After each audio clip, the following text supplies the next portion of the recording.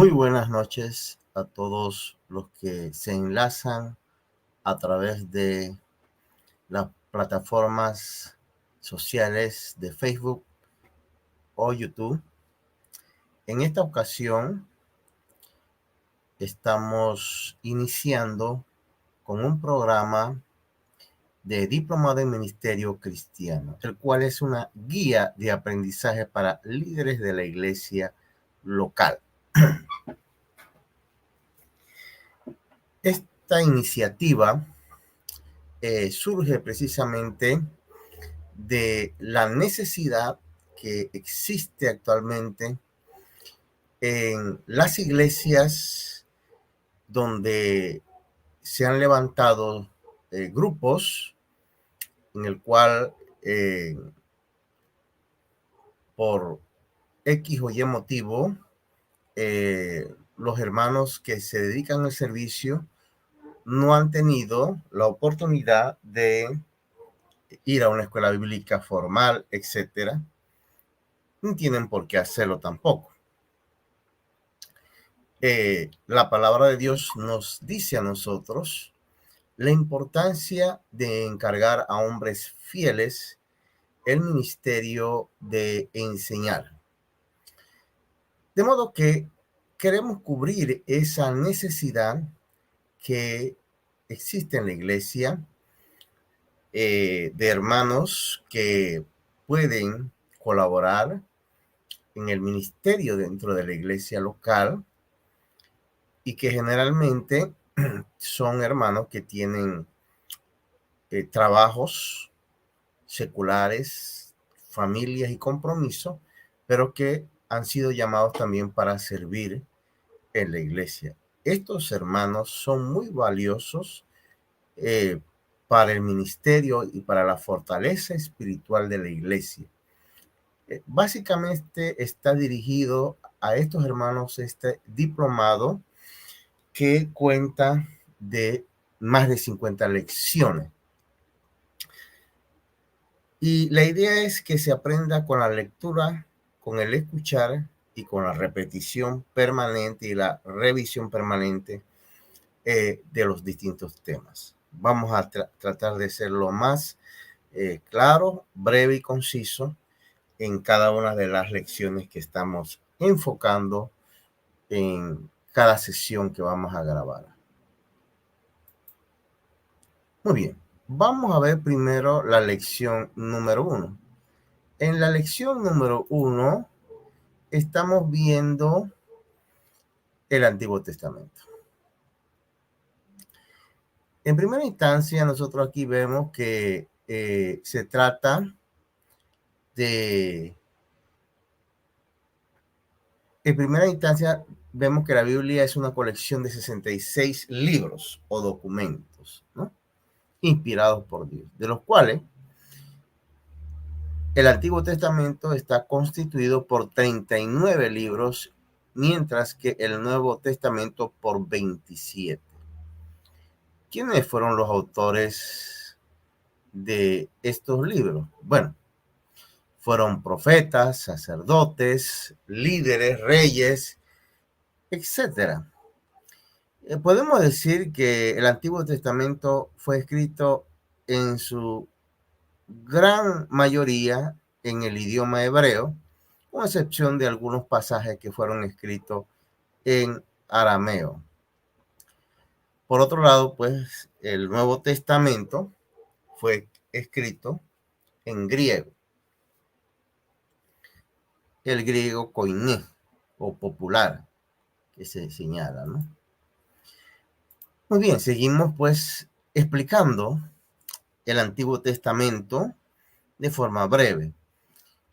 Podemos decir que el Antiguo Testamento inicia con el relato de la creación del universo y termina alrededor de 400 años antes de la primera venida de Cristo. 400 años antes de la primera venida de Cristo ya se había culminado el Antiguo Testamento. Los libros ya se habían escrito, ¿no? Fíjese que había pasado ya bastante tiempo después que se había culminado el último libro del Antiguo Testamento. Bien, podemos sintetizar lo que trata el Antiguo Testamento de la siguiente manera. Trata sobre la creación del universo, trata sobre la caída del hombre, trata sobre el juicio del diluvio sobre la tierra, sobre Abraham, Isaac, Jacob o Israel, que fueron los padres de la nación escogida, y podemos decir que trata también de la historia de Israel. Dentro de lo que es la historia de Israel, podemos decir también que vemos el exilio en Egipto, que fue de 430 años aproximadamente, el éxodo y su tiempo en el desierto, que fue de aproximadamente 40 años también, la conquista de Canaán, 7 años, la era de los jueces, que fue de 350 años, luego vino la etapa de los reyes, en la primera etapa de reyes o del Reino Unido, que fueron bajo el reinado de Saúl, David y Salomón. Esta etapa duró más o menos 110 años. Y luego viene una etapa, por causa del pecado, que podemos denominar el reino dividido en dos, Judá, por un lado, e Israel. Esta etapa duró 350 años. Posterior a esta etapa viene lo que se denomina el exilio en Babilonia, que fue profetizado y duró 70 años. Y sí, seguido a este dato, podemos mencionar que viene el regreso y reconstrucción de la tierra, ¿no?, de Israel. Eso duró 140 años más. Muy bien. En cuanto a la clasificación de los 39 libros de la Biblia, podemos decir que están clasificados en 5 categorías. Ellas son la ley, la historia, los profetas mayores, los profetas menores y también sabiduría. Bien, vamos a ver así rápidamente. La ley está constituida por los primeros 5 libros llamados la Torá, Génesis, Éxodo, Levítico, Números y Deuteronomio. Historia, constituido por 12 libros, Josué, Jueces, Ruth, Primera y Segunda de Samuel, Primera y Segunda de Reyes, Primera y Segunda de Crónica, Esdras, Nehemías y Esther. Sabiduría, por Job, Salmo, Proverbio, Eclesiastés y Cantar de los Cantares. Los profetas mayores, Isaías, Jeremías, Lamentaciones, Ezequiel y Daniel. Y los profetas menores, que son 12, Oseas, Joel, Amos, Abdías, Jonás, Miqueas, Nahum, Habacuc, Sofonías, Ageo, Zacarías y Malaquías. Así está dividido, diríamos, el Antiguo Testamento. Bien. Después de escritos los libros del Antiguo Testamento, se puede decir que hubo 400 años de silencio, durante el cual Dios no habló ni inspiró ninguna escritura más. Y ese silencio se rompe o termina con la llegada de Juan el Bautista, quien anunció al Salvador prometido por los profetas. Así culminamos esta primera lección y vamos a ver la segunda lección también. La segunda lección trata sobre el Nuevo Testamento y, como señalamos, el Antiguo Testamento está constituido por 39 libros, mientras que el Nuevo por 27 libros. Esos 27 libros empiezan con los 4 evangelios, los cuales mantienen un mismo temario, que es el nacimiento, la vida, muerte, resurrección y ascensión de Jesús. Eso es lo que diríamos que el contenido que mantienen los 4 evangelios es el nacimiento, vida, muerte, resurrección y ascensión de Cristo Jesús, ¿no? De modo que podemos señalar que estos escritores enfocan, por un lado, la venida del Dios hombre y, por otro lado, a Jesucristo desde la perspectiva de Salvador del mundo, ¿no? Vemos que, por ejemplo, Mateo trata de Cristo de la perspectiva del reino, Marcos de la perspectiva de siervo y Lucas enfoca la naturaleza humana de Cristo, mientras que Juan enfoca la deidad de Cristo, ¿no? Ya diríamos que esto es lo que cada uno de estos evangelios plantea o enfoca de forma más particular, ¿no? Volvemos y repetimos. Podemos señalar que Mateo trata a Cristo como rey, por eso se habla del reino. A Marcos trata a Cristo, el tema de Cristo, como siervo. Lucas trata la naturaleza humana de Cristo y Juan toca el tema de la deidad de Cristo. Seguimos adelante. En este sentido podemos decir que el propósito y el plan redentor de Dios se llevan a cabo en las Escrituras. Se destacan constante y repetidamente 5 temas. ¿Cuáles son esos temas? La persona de Dios, el juicio por el pecado y la desobediencia, la bendición por la fe y la obediencia, el Señor Salvador y el sacrificio por el pecado, el reino venidero y la gloria. Son los grandes temas que trata, diríamos, todo el Nuevo Testamento. Bien, vamos a ver un poquito más cada uno de estos puntos que hemos señalado, ¿no? En relación a la revelación de la persona de Dios sobre cualquier otra cosa, las Escrituras son la revelación personal de Dios. Él se revela a sí mismo como el Dios soberano del universo, quien ha determinado hacer al hombre y darse a conocer a sí mismo. Importante ver que la Biblia siempre nos describe a un Dios soberano. Una característica de Dios es que es soberano. He repetido varias veces eso porque es importante entender la Sagrada Escritura y con quién estamos tratando cuando se trata de Dios. Dios no es una persona como yo tratar con un amigo o tratar con mis padres o con un familiar o con un vecino. No.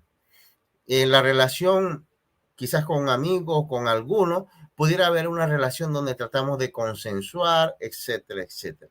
Aquí lo que queremos dar a entender es que Dios es una de sus cualidades fundamentales, es que Él es soberano. Es decir, muchos textos bíblicos hablan de que nadie aconseja a Dios. Dios no consulta con nadie. Dios no nos pide nuestra opinión sobre lo que Él va a hacer o lo que está haciendo. En ese sentido, Dios es soberano. Y como soberano, su carácter de soberano lo mantiene permanentemente, ¿no? Seguimos. Por otro lado, entendiendo que Dios es soberano, también tenemos que hay una revelación del juicio divino por el pecado y la desobediencia, y una y otra vez. Eso lo vemos a través de todo el Antiguo Testamento, sobre todo desde la creación. Quienes primero fallaron fueron nuestros padres, y Dios eh, toma acciones sobre la falta del hombre y la mujer. Y así sucesivamente podemos mencionar en datos históricos relevantes, como fue el caso de Caín, como fue el caso de los tiempos de Noé, donde el mundo fue arrasado por un diluvio, Sodoma, Gomorra y miles de situaciones. Demuestra claramente que Dios es todopoderoso y soberano y divino, y que Él castiga el pecado y la desobediencia.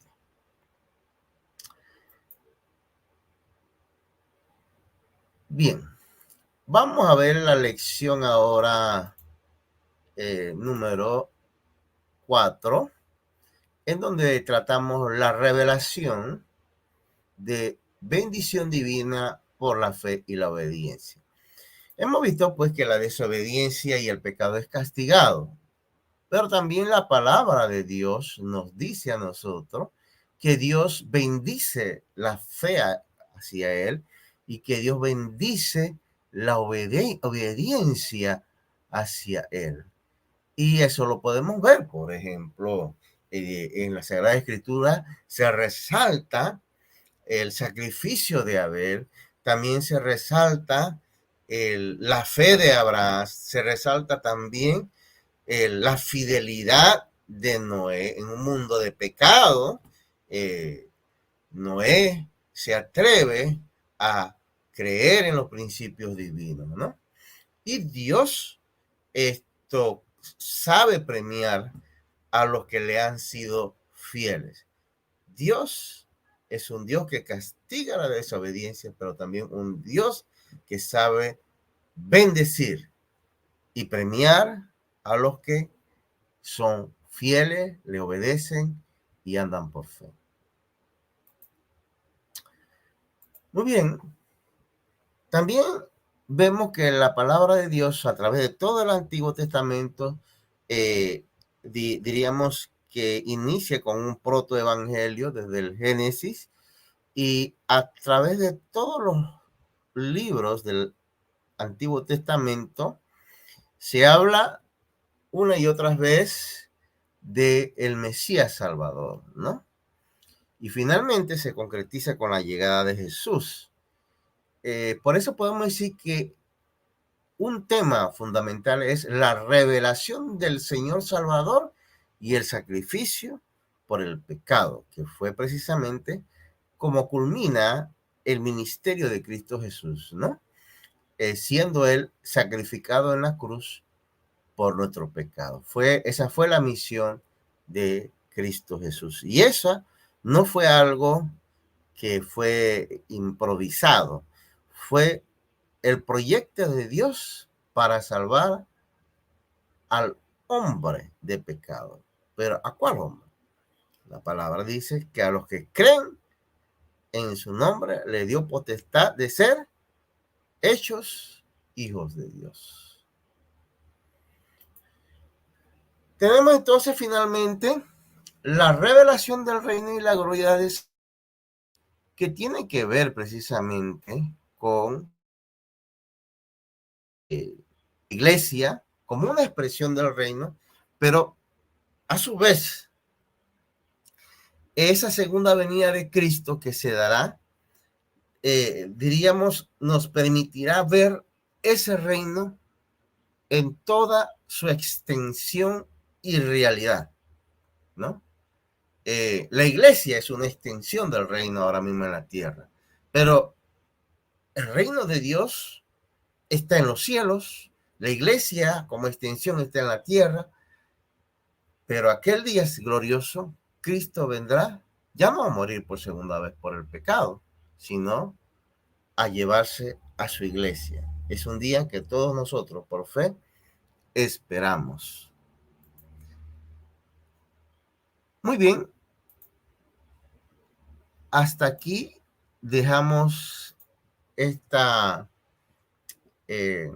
diríamos, síntesis de 4 lecciones, y en la próxima sesión vamos a hablar resumidamente de qué trata cada uno de los libros de la Biblia, empezando por el libro de Génesis. Esperamos que usted se interese por estudiar cada lección.